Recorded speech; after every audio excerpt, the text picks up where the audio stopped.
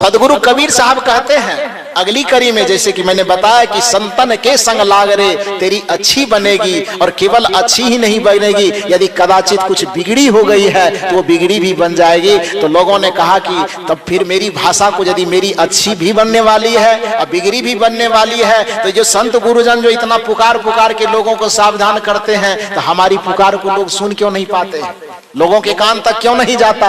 तो कबीर साहब ने कहा उसका समाधान मैं बताता हूं।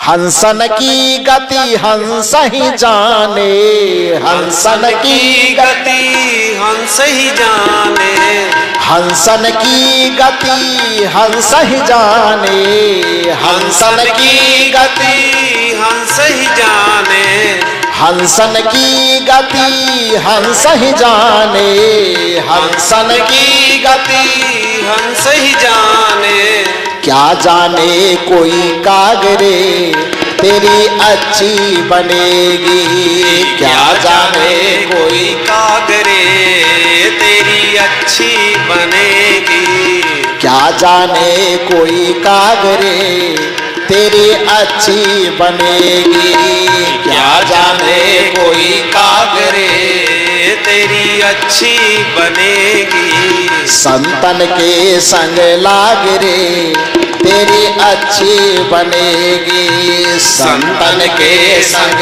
लाग रे तेरी अच्छी बनेगी, अच्छी बनेगी तेरी बिगड़ी बनेगी, अच्छी बनेगी तेरी बिगड़ी बनेगी, अच्छी बनेगी तेरी बिगड़ी बनेगी, अच्छी बनेगी तेरी बिगड़ी बनेगी। संतन के संग लाग रे तेरी अच्छी बनेगी, संतन के संग लाग रे तेरी अच्छी बनेगी, संतन के संग लाग रे तेरी अच्छी बनेगी, संतन के संग लाग रे तेरी अच्छी बनेगी।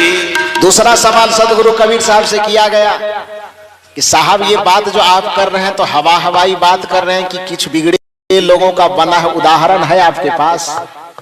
कबीर साहब ने कहा ये कौन सी बात पूछ रहे हो भाई, उदाहरण बिना उदाहरण के तो मैं बात ही नहीं करता हूं। दूसरी बात में हवा हवाई लिखी लिखाई बात नहीं करता हूं। दुनिया के अन्य लोगों से मेरे विचार में जो वैचारिक अंतर दिखाई देता यही तो मतभेद है, और किसी से कोई दुश्मनी है जो मेरे विचार अलग झलकते हैं, दूसरे का विचार अलग झलकता है। मेरा किसी ने खेत जोत लिया है कि मेरा किसी ने घर उजाड़ दिया है? किसी ने घर नहीं उजाड़ा, किसी ने खेत नहीं हड़प लिया, तो किया क्या? केवल इतना ही बात का विरोध है, इतने ही बात का अंतर है कि दुनिया आधी से अधिक दुनिया लिखी लिखाई और हवा हवाई बात करता है, और मैं जो बात करता हूं वह बात न लिखी लिखाई बात करता हूं न हवा हवाई बात करता हूं, मैं अपने आंखन देखी बात करता हूं। कबीर साहब के पद में ही आया है, तेरा मेरा मनवा कैसे एक होई रे। दूसरे लोगों से मेरे विचारों में जो थोड़ा बहुत अंतर दिखाई देता है, उस अंतर का सबसे बड़ा कारण है कि उसका और हमारा मन एक जैसा नहीं हो सकता। क्यों? उसका प्रमुख वजह गिनाते हुए कबीर साहब कहते हैं, तो कहता कागज की लेखी। जब भी कोई बात कोई सवाल किसी के मन में आता है और कोई सवाल करता है तो दो तीन चीज लोगों के पास हमेशा रहता है। वेद की बात करने वाले, शास्त्र पुराण की बात करने वाले हमेशा दो तीन चीज को पास में रखता है। यदि कुछ समझ में नहीं आ रही है, लोगों को समझा नहीं पा रहा है, तो पहला चीज तो वो कहता है कि ऊपर वाला जाने। ऊपर वाला मना जिसको सातवां आसमान में बैठा के रखा है, जिसको भगवान कहता है, जिसको ईश्वर कहता है।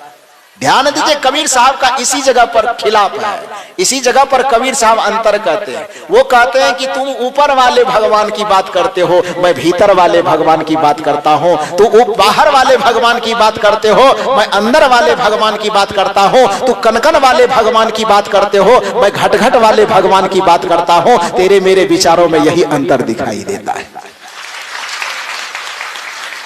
तो कागज के लिखी बात ज्यादा करता है, मैं आंखन देखी बात ज्यादा करता हूं। तेरा मेरा मनवा कैसे एक होई रे, तो कहता कागज की लेखी, मैं कहता निज आंखन देखी। तो कहता कागज की लेखी, मैं कहता निज आंखन देखी। तो कहता कागज की लेखी, मैं कहता निज आंखन देखी। तेरा मेरा मनवा कैसे एक होई रे। मेरे सवाल का जवाब दे दो कि तुम्हारा और मेरा मन भला कैसे एक हो सकता है। नजर के सामने दिखाई देता है कि सभी मनुष्य एक जैसे हैं, लेकिन तुम्हारे शास्त्रों में लिखा हुआ है कि मनुष्य एक मुंह से पैदा होता है, कोई पेट से पैदा होता है, कोई जंघा से पैदा होता है, कोई पैर से पैदा होता है। नजर से दिखाई देता है कि सब एक ही जगह से पैदा होता है, और तुम्हारा कागज कह रहा, पोथी कह रहा, पुराण पत्रा कह रहा है कि आदमी को जन्म लेने का 4 स्थान है। ये झूठी बात है कि नहीं? कि दिखाई कुछ और देता है, अब बात कुछ और बताते हो। कबीर साहब ने ऐसे पाखंड फैलाने वाले लोगों से आज से 625 वर्ष पहले जो प्रश्न किया है, धरती पर उसका जवाब देने के लिए आज तक कोई जन्म नहीं लिया। और जब तक कबीर साहब के शाश्वत प्रश्न रहेंगे, धरती जब तक रहेगी, सदगुरु कबीर साहब की इन बातों का जवाब देने के लिए कोई पैदा भी नहीं हो सकेगा। कबीर साहब की बातों में वो दम है। सदगुरु कबीर साहब ने प्रश्न किया, ये पाखंडी लोगों, तुम्हारा कहना है कि भगवान के मुख से कोई पैदा होता, तो मुख वाला फैक्ट्री बंद क्यों हो गया भाई? ये आदमी को निकालने यदि मुख फैक्ट्री पहले से थी तो अभी ये फैक्ट्री बंद क्यों हो गया? यदि जंघे से कोई निकलता है तो जंघे की फैक्ट्री कब से बंद हो गई? यदि पैर से कोई पैदा होता है तो फैक्ट्री बंद कब हो गई? और कबीर साहब ने ऐसे लोगों से सवाल किया, एक ही त्वचा पकड़ के लाया 4-5 आदमी जो अपने आप को बहुत ऊंच कह रहा था, और दूसरे को नीचा कह करके जो हमेशा उसको दबाने कुचलने की कोशिश वो करता था।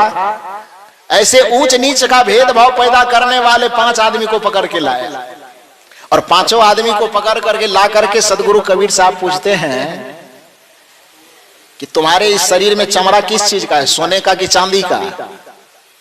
जो पाखंड में उभर रहा था, जो अहंकार के चोटी पर बैठा हुआ था, ऐसे आदमी का हाथ पकड़ करके पूछा, ये चमड़ा जो है तुम्हारा शरीर पे लगा हुआ, इस शरीर पे लगे हुए चमड़े सोने के हैं कि चांदी के? तो कहा नहीं साहब, है तो ये चमड़ा है, मिट्टी का तत्व है ये मिट्टी को निकालो। इस मिट्टी के अंदर से फिर पानी निकला, का इसमें पानी है कि नहीं? दूसरे के शरीर में पानी है। थोड़ा एक सिरिंज खून निकाला, तो जिसको नीचा करे, कहा इसके खून का रंग क्या है? का लाल। का तुम्हारे खून से एक सिरिंज खून निकालते हैं, तुम्हारे खून का रंग क्या है? का लाल। कबीर साहब ने कहा कि तुम्हारे अंदर जो हड्डी लगी हुई है स्टील का लगा हुआ है कि और किसी चीज का? कबीर लोगों ने कहा कि नहीं साहब, जैसा हड्डी सबके अंदर है वैसा हड्डी मेरे अंदर भी है। सदगुरु कबीर साहब ने कहा, अरे नादान, जब जितने शरीरधारी हैं धरती पर, सभी के शरीर में वही मिट्टी, वही पानी, वही आग, वही आकाश, वही हवा लगा हुआ है। किसी के शरीर में खून का रंग न काला है, न नीला है, न पीला है, न उजला है। सबके शरीर में दौड़ने वाला रक्त लाल ही रंग का है। सबके शरीर में 5 ही तत्व लगे हुए हैं। तो मेरा सवाल है, और सदगुरु कबीर साहब ने बीजक के अंदर यह सवाल उठाया है कि एक त्वचा, हार, मल मूत्रा, एक रुधिर, एक गुदा, एक बूंद से सृष्टि रची है। बताओ कौन ब्राह्मण कौन शूद्रा? किसको तुम ब्राह्मण कहते हो और किसको शूद्र कहते हो? सदगुरु कबीर साहब ने जो ये ऊंच नीच के भेद को मिटाने वाला सवाल दागा, सदगुरु कबीर साहब ने मानवता के हित में जो ये सवाल लोगों से किया, पाखंड के परचम पर खेलने वाले लोगों ने आज तक इसका जवाब नहीं दिया और दोबारा कभी इसका जवाब देने की हिम्मत भी नहीं जुटा पाएगा। बोलिए सदगुरु कबीर साहिब की। तो सदगुरु कबीर साहब ऐसे लोगों को कहते हैं कि भाई मेरे पास उदाहरण की तो कमी नहीं है। ऊंच नीच का भेद करने वालों की मैं सामत ला दूंगा, एक एक तर्क ऐसा दूंगा जिसका उदाहरण कुछ दे नहीं पाओगे।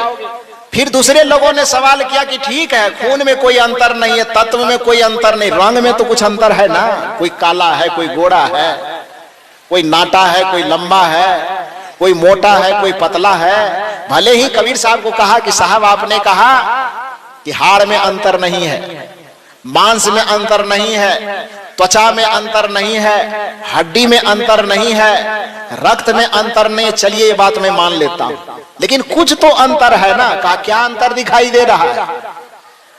उस पाखंड का परचम फहराने वाले लोगों ने कहा कि हमको अंतर दिखाई देता है कि कुछ लोग मोटे हैं, कुछ लोग पतले हैं।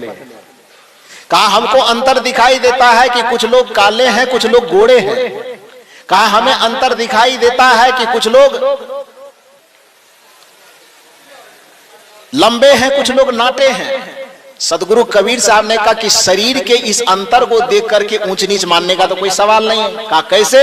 तो कबीर साहब ने कहा इसका भी मैं उदाहरण देता हूं कि काली पियरी दूहु गाई, ताकर दूध देहु बिलगाई। ध्यान से समझिए, ये बीजक के पद है। सदगुरु कबीर साहब कहते हैं कि यदि शरीर के अंतर से तुम व्यक्ति में अंतर करना चाहते हो, शरीर के रंग रूप से तुम व्यक्ति में अंतर करना चाहते हो, शरीर के लंबाई और नाटाई से तुम लोगों में अंतर करना चाहते हो, शरीर के काले और गोरे होने से, मोटे और पतले होने से तुम व्यक्ति में नफरत फैलाना चाहते हो, तो मैं तुमसे सवाल करता हूं कि एक जगह से कोई काली गाय खरीद लाओ, कोई नीली गाय खरीद लाओ, कोई उजली गाय खरीद लाओ, कोई और किसी रंग का गाय खरीद लाओ, और उस गाय के रंग तो अलग अलग होंगे, कोई काली होंगे, कोई गोरी होंगे, कोई मोटी होंगे, कोई पतले होंगे, कोई दुबले होंगे, कोई लंबे होंगे, अलग अलग प्रकार के गाय होंगे। गाय का रंग अलग अलग होगा, लेकिन उसके दूध को दूह करके और सभी गाय के दूध को यदि एक टब में, एक बर्तन में मिला दिया जाए और उसके बाद उसमें से दूध निकाल करके बताओ कि इसमें कौन काली गाय वाला है, कौन उजली गाय वाला है, तो समझ जाओ कि तुम्हारा तर्क सही है। और यदि काली पीली गाय को तुम अलग अलग नहीं कर सकते हो, तो रंग और रूप के आधार पर किसी को ऊंच और नीच कहने की भूल मत करना। सभी मानव बराबर है, ये कबीर साहब का दर्शन है। किसी को अहंकार के चोटी पर फूलने की आवश्यकता नहीं, और किसी को हीनता की खाई में, हीनता के दलदल में अपने आप को ग्लानि करने का कोई जरूरत नहीं। मनुष्य मनुष्य बराबर है। यह बिगुल बजाने का काम आज से 600 वर्ष पहले सदगुरु कबीर साहब ने इस धराधाम पर किया था। तो कहने का यह अभिप्राय है कि कबीर साहब से पूछा गया कि आपको उदाहरण है कुछ कि संतन के संग लड़ने से कुछ बिगड़े हुए लोगों की तकदीर सुधर गई, ये उदाहरण आपके पास है? कबीर साहब ने कहा भाई ये उदाहरण अपना ही देने के कारण तो मैं सबसे अलग हूं। तेरा मेरा मनवा कैसे एक हो ही रे। मैं कागज के लिखे हुए उदाहरण नहीं लाता हूं, मैं रास्ते चलता हूं, और रास्ते चलते हुए वक्त में किसी अहंकारी को समझाना है तो हमें वेद के उदाहरण देने की जरूरत नहीं पड़ती, बल्कि चलते हुए रास्ते में यदि कोई लंबा पेड़ खजूर का दिख जाता है, उसी में से हमको वेद का सूत्र झलकने लगता है। बड़ा हुआ तो क्या हुआ, जैसे पेड़ खजूर, पंथी को छाया नहीं, फल लागे अति दूर। सदगुरु कबीर साहब कहते हैं कि ये मैं वेद से उधार लिया हूं। कबीर साहब का ये उदाहरण अपना वेद लगता है कि वेद का उधार लिया हुआ लगता है? ये अपना वाला है कि दूसरे वाला, पैसा वाला? किसका वाला है? अपना वाला। कबीर साहब रास्ते से जा रहे हैं और रास्ते से चलते चलते चलते चलते अहंकार के मदमस्त, अहंकार के नशे में चूर किसी व्यक्ति को समझाना था, और कबीर साहब को उदाहरण देकर के समझाना था। तो वेद उपनिषद शास्त्र का मुंह नहीं देखे साहब। चलते चलते देखा कि एक कुम्हार भाई मिट्टी को रौंद रहा है कुछ बनाने के लिए। जैसे ही देखे सदगुरु कबीर के आपकी दृष्टि में उनके आत्मा से नया वेद का सूत्र पैदा हो रहा है। माटी कहे कुम्हार से तू क्या रौंदे मोर, एक दिन ऐसा आएगा मैं रौंदूंगी तो। माटी कहे कुम्हार से तू क्या रौंदे मोर, एक दिन ऐसा आएगा मैं रौंदूंगी तो। सदगुरु कबीर साहब कहते हैं कि एक अहंकारी व्यक्ति के अहंकार का मर्दन करने के लिए, एक व्यक्ति अहंकारी व्यक्ति के अहंकार को समझाने के लिए मुझे शास्त्रों के मुंह देखने की आवश्यकता नहीं पड़ती। मैं आत्मा के शास्त्र से नए मंत्र निकाल लेता हूं। तो सदगुरु कबीर साहब ने कहा कि संतों की संगति में लगने से किनकी तकदीर सुलझी है। यदि ये उदाहरण सुनना चाहते हो तो मैं हजारों दे सकता हूं, लेकिन उतना समय नहीं, तो हजार क्या दो। तो कबीर साहब ने 4-5 लोगों का नाम लिया इसी पद में। वो 4-5 लोगों का नाम है। संतन के संग लाग रे तेरी अच्छी बनेगी संतन के संग लाग रे तेरी अच्छी बनेगी। अच्छी बनेगी तेरी बिगड़ी बनेगी अच्छी बनेगी तेरी बिगड़ी बनेगी। अच्छी बनेगी तेरी बिगड़ी बनेगी अच्छी बनेगी तेरी बिगड़ी बनेगी। संतन के संग लाग रे तेरी अच्छी बनेगी संतन के संग लाग रे तेरी अच्छी बनेगी। सदगुरु कबीर साहब से उदाहरण पूछा गया किसका किसका बना। कबीर साहब ने कहा लो मैं उदाहरण की झड़ी लगा देता, उदाहरण की लाइन लगा देता हूं। तुम्हारे ही शास्त्रों के अनुसार, तुम्हारे ही विधान के अनुसार ध्रुव की बनी प्रहलाद की बन गई। ध्रुव की बनी प्रहलाद की बन गई। ध्रुव की बनी प्रहलाद की बन गई। ध्रुव की बनी प्रहलाद की बन गई। ध्रुव की बनी प्रहलाद की बन गई। ध्रुव की बनी प्रहलाद की बन गई। गुरु सुमिरन बैराग रे तेरी अच्छी बनेगी। गुरु सुमिरन में लाग रे तेरी अच्छी बनेगी। गुरु सुमिरन बैराग रे तेरी अच्छी बनेगी। गुरु सुमिरन में लाग रे तेरी अच्छी बनेगी। संतन के संग लाग रे तेरी अच्छी बनेगी। संतन के संग लाग रे तेरी अच्छी बनेगी। अच्छी बनेगी तेरी बिगड़ी बनेगी। अच्छी बनेगी तेरी बिगड़ी बनेगी। अच्छी बनेगी तेरी बिगड़ी बनेगी। अच्छी बनेगी तेरी बिगड़ी बनेगी। संतन के संग लाग रे तेरी अच्छी बनेगी। संतन के संग लाग रे तेरी अच्छी बनेगी। अंत में सदगुरु कबीर साहब कहते हैं कहत कबीर सुनो भाई साधो। कहत कबीर सुनो भाई साधो। आपकी आवाज कमजोर आ गई। पिछली बार जब मैं आया था और आप लोगों की सादगी, आप लोगों की शालीनता को देखा था, तो देख करके मैं यहां से गया और पूरे भारत के जिस भी कोने में गया आपकी बड़ाई किया कि आप इतने अच्छे ढंग से जीना जानते हो कि आपके जीवन शैली से वहां के लोगों को सीखना चाहिए। तो ये मैं पिछले बार लोगों को बताया था, लेकिन इस बार यदि लोगों को बताऊंगा तो बताऊंगा कि वो लोग तो ठीक है लेकिन भजन गाने में बड़ा कमजोर है। पंजाब में, वैसे पंजाब का नाम ही 5 नदियों के संयोग से पंजाब का नाम पंजाब पड़ा है। पंच आब पंजाब।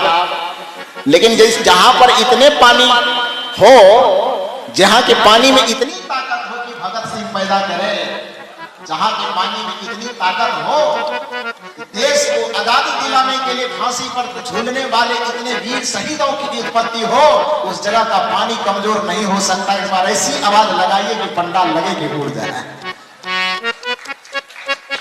एक बार सदगुरु कबीर के नाम से जयकारा कर लीजिए। बोलिए सदगुरु कबीर साहेब की। बोलिए सदगुरु कबीर साहेब की। तो बढ़िया से और ऊंचे स्वर में आवाज उठा करके मेरे साथ गाइए। कहत कबीर सुनो भाई साधो। कहत कबीर सुनो भाई साधो। कहत कबीर सुनो भाई साधो। कहत कबीर सुनो भाई साधो। सुनो भाई साधो। सुनो भाई साधो। सुनो भाई साधो। सुनो भाई साधो। कहत कबीर सुनो भाई साधो। कहत कबीर सुनो भाई साधो। राम भजन में, ध्यान दीजिए, कबीर साहब ने यहां पर राम का नाम लिया।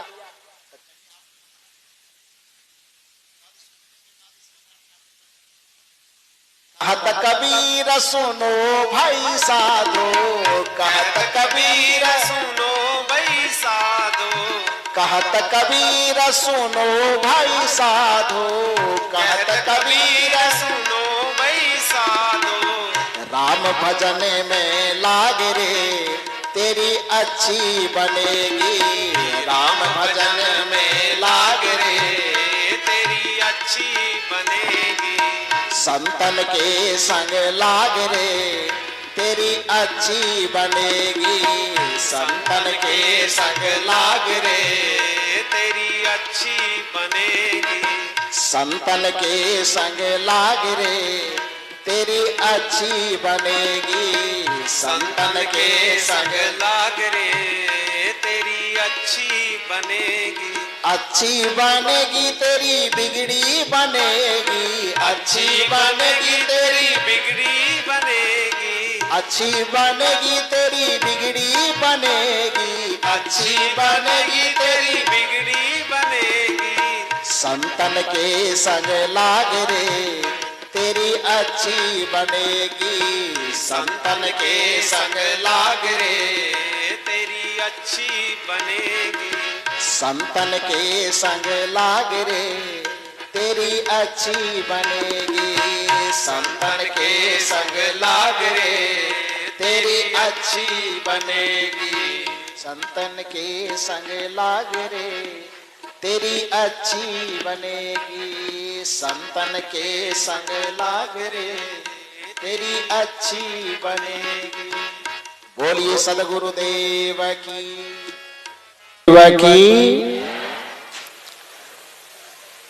अभी हम लोग सत्संग में सद्गुरु की बातें थे, उसी मध्य बीच में माननीय मंत्री जी पधारे। एक बार जोरदार ताली बजाकर इनका अभिनंदन किया।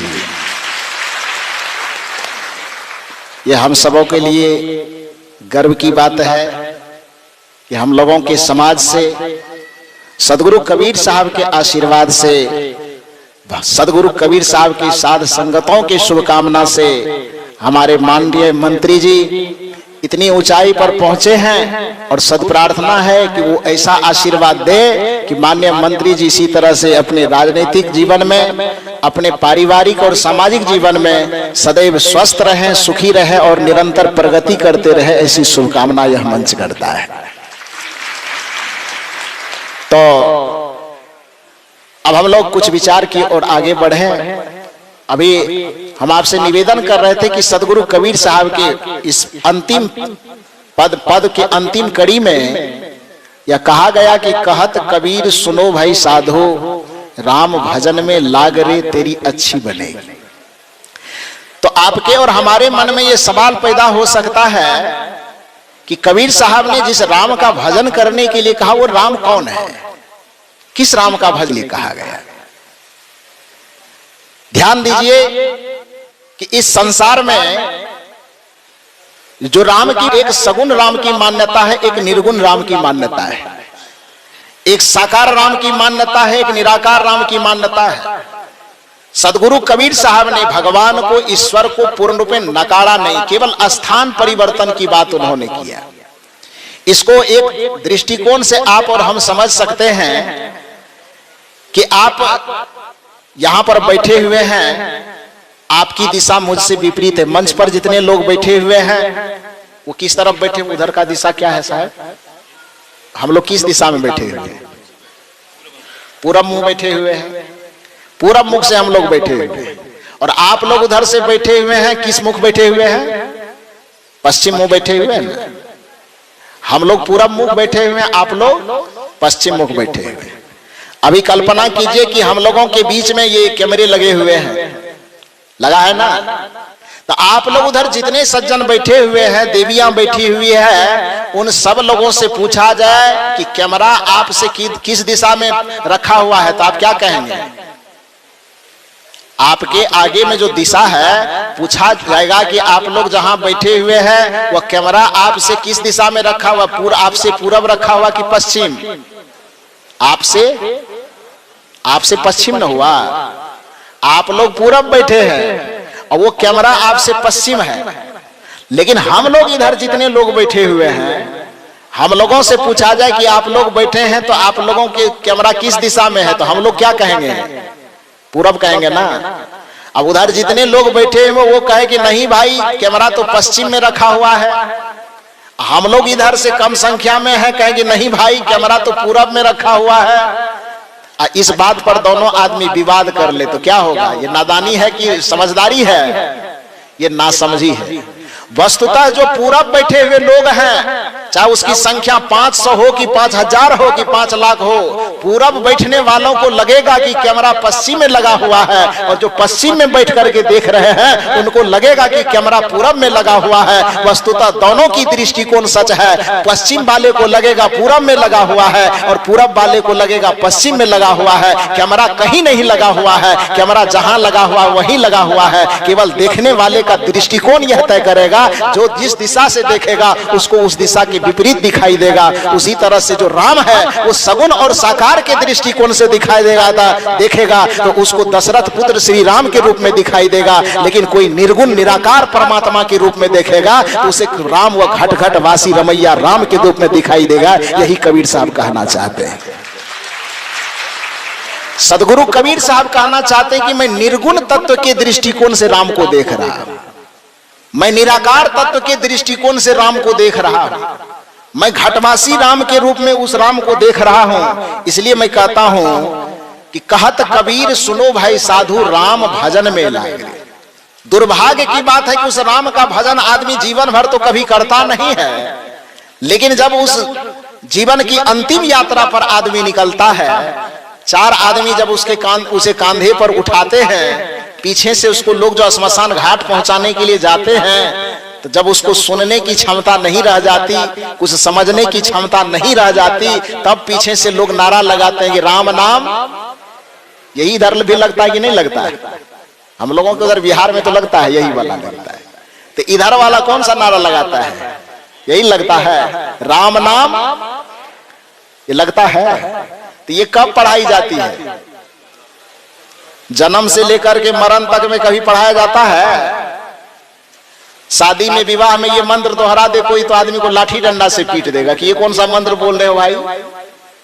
गृह प्रवेश करे उस समय में कह दे कोई राम नाम सत्य है तो उसका कपार फोड़ देगा आदमी कि क्यों ऐसा कह रहे हो, इतनी शुभ घड़ी में राम नाम सत्य क्यों कह रहा है, कहेगा कि नहीं। विवाह के मंडप पर शादी हो रही हो, उस जगह पर कोई बोल दे, एक जरा सा भनक लग जाए कि फलाने आदमी बोल रहा राम नाम सत्य है, मारेगा उसको सब लोग।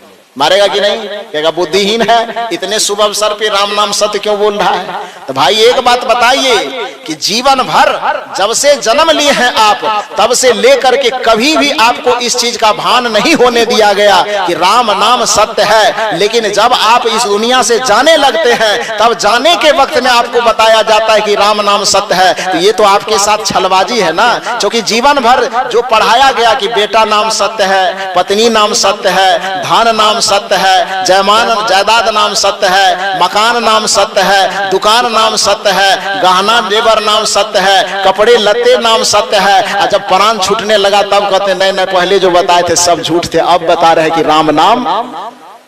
तो ये तो गद्दारी हुई ना। अरे किसी व्यक्ति को, किसी विद्यार्थी को साल भर गणित पढ़ाया जाए, हिंदी पढ़ाया जाए और परीक्षा भवन में प्रवेश करे, तब उसके सामने कॉपी उर्दू वाला रख दिया जाए, तो पास करेगा कि फेल करेगा? थोड़ा जोर से बोलिए, हम पहले बता दें, सुनते कम है। पास करेगा कि फेल? फेल करेगा ना। यदि साल भर वह पढ़ाई साइंस का किया है और परीक्षा लेने के वक्त में उसको आर्ट का कॉपी क्वेश्चन थमा दिया जाए, तो पास करेगा कि फेल? फेल करेगा। जीवन भर हमें जिस परिवार में जन्म लिए, जिस समाज में जन्म लिए, उस समाज में, उस परिवार में जीवन भर हमको पढ़ाया गया बेटा नाम सत्य, पत्नी नाम सत्य, पति नाम सत्य, जमीन नाम सत्य, मकान नाम सत्य। और जब परीक्षा देने के लिए अब जा रहे हैं मृत्यु के बेला में, तब हमको कोई कान में चीटिंग करके बता रहा है कि राम नाम, तो वहां पास करेंगे कि फेल करेंगे? कबीर साहब कहते हैं कि जिस राम नाम के सत्य को मृत्यु के वक्त में तुम्हें बताया जाता है, साध संगत में आ जाना, वहां फेल होने का मौका नहीं दिया जाएगा। फेल नहीं होगे क्योंकि यहाँ पहले से ही पढ़ा दिया जाएगा। कहत कबीर सुनो भाई साधो, कहत कबीर, कहत कबीर सुनो भाई साधो, कहत कबीर जो चीज दुनिया में कहीं नहीं बताई जाती, जिसको दुनिया में नकारात्मक बात कह करके तिरस्कृत कर दिया जाता है, जिसे दुनिया में अपशगुन कह करके कहीं ना भूल से भी ये शब्द मत बोलो, ये राम नाम सत्य बोलना बहुत बड़ा पाप है।